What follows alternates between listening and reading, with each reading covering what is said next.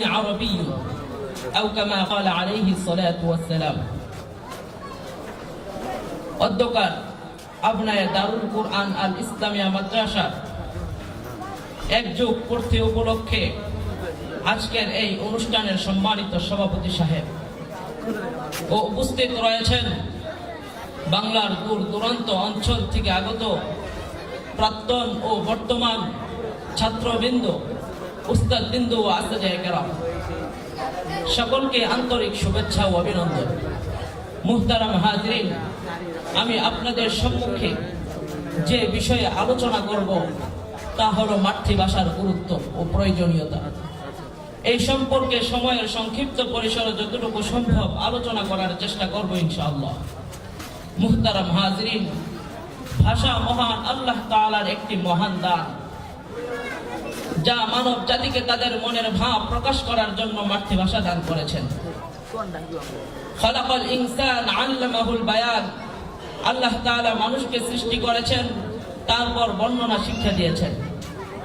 মাতৃভাষা সম্পর্কে আলোচনা করার শুরুতেই সর্বপ্রথম আমরা জেনে নেব মাতৃভাষা কাকে বলে এবং তা কি জিনিস।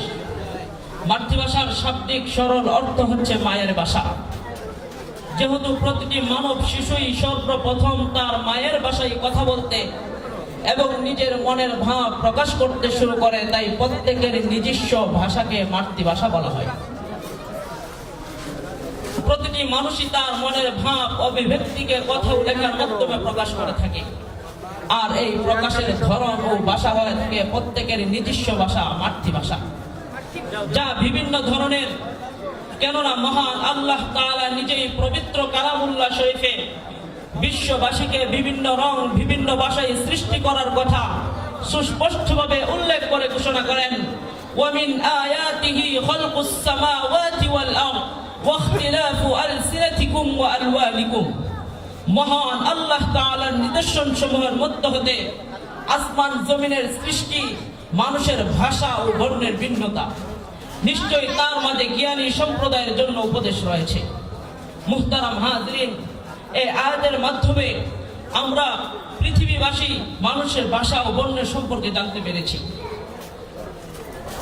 পৃথিবীবাসী মানুষের ভাষা ও বর্ণ সম্পর্কে জানতে পেরেছি।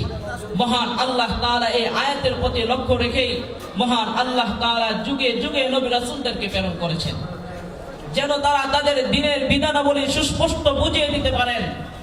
মহান আল্লাহ তাআলা নিজেই পবিত্র কালামুল্লাহ শরীফের মধ্যে বলেন, ওয়ামা আরসালনা মির রাসূলিন ইল্লা বিলিসানি কওমিহি লিয়ুবাইয়িনা লাহুম ফায়ুযিল্লুল্লাহু মান ইয়াশা ওয়া ইয়াহদি মান ইয়াশা।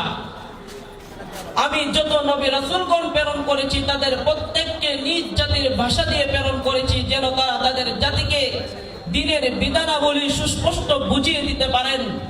ফলে আল্লাহ তাআলা যাকে চান তাকে হেদায়েত দান করেন, আর যাকে চান তাকে গুমরাহ করেন।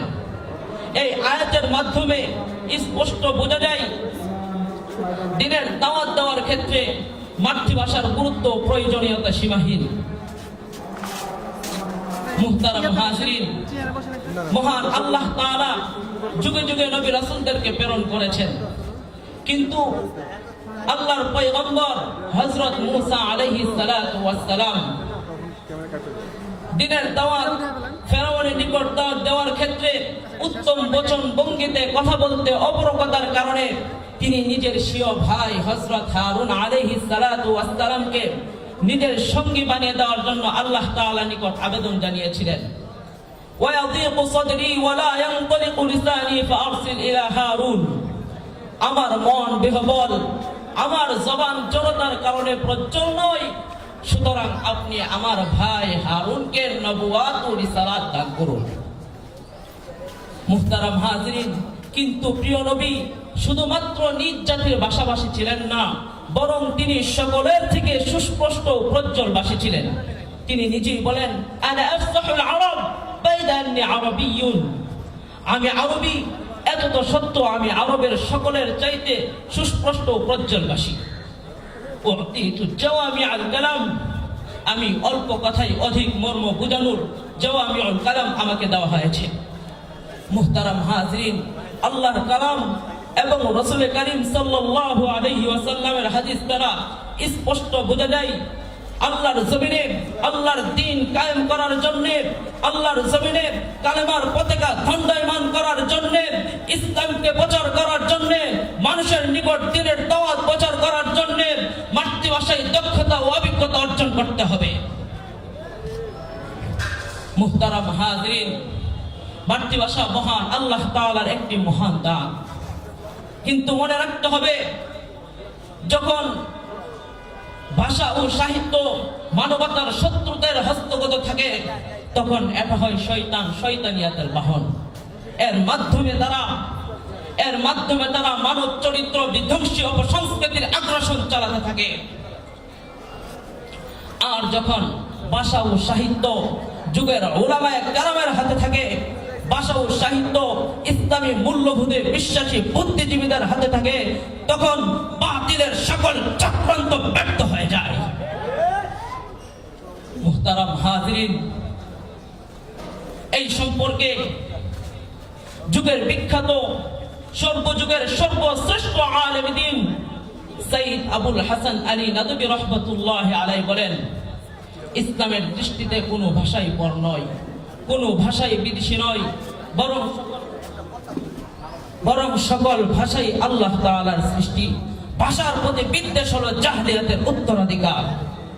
বাংলা ভাষা সম্পর্কে তিনি সরাসরি বলেছেন, কে বলেছে এটা স্পষ্ট ভাষা, কে বলেছে এটা অস্পষ্ট ভাষা, কে বলেছে এটা হিন্দুদের ভাষা, কে বলেছে বাংলা ভাষার সাহিত্য চর্চায় পূর্ণ নেই, পূর্ণ শুধু আরবি আর উর্দুতে। কোথায় পেয়েছেন এই ফতোয়া? এই ভ্রান্ত আত্মঘাতী ধারণা বর্জন করুন। এটা অজ্ঞতা, এটা মূর্খতা এবং আগামী দিনের জন্য এর পরম ভয়াবহ পরিণত হবে। তিনি আরো বলেন, বাংলা ভাষাকে তোমরা ঈমান ও বিশ্বাসের বাহন রূপে গ্রহণ করো। ভাষা ও সাহিত্যকে বেঈমানদের হাতে স্তব্ধ করে দিও না। তারা শুধু লেখে যাবে আর তোমরা শুধু পড়ে যাবে, তা কিছুতেই বরদাস্ত করা যায় না। পরিশেষে আমি বলতে চাই, আজ আমাদের দেশে ভাষা ও সাহিত্যের ময়দান অমুসলিম শক্তি ও ইসলামিক শক্তি, এই দুই অপশক্তির হাতে জিম্মি হয়ে আছে। তারা প্রতিনিয়ত ইসলাম এবং মুসলমানদের বিরুদ্ধাচরণ করছে। সুতরাং আলেম সমাজ, ছাত্র সমাজ, মুসলিম সমাজ ইসলামী মূল্যবোধে বিশ্বাসী প্রতিটি বুদ্ধিজীবীদেরকে এগিয়ে আসতে হবে এবং ভাষা ও সাহিত্যকে বেঈমানদের হাত থেকে চিনিয়ে আনতে হবে। তবেই সার্থক হবে আজকের এই আলোচনা। ওয়া আখিরু দাওয়ানা আলহামদুলিল্লাহি রাব্বিল আলামিন। মাশাআল্লাহ, শুকরিয়া জ্ঞাপন করছি আমাদের ভাইকে। অনেক চমৎকার ভাবে আমাদেরকে ভাষা সম্পর্কে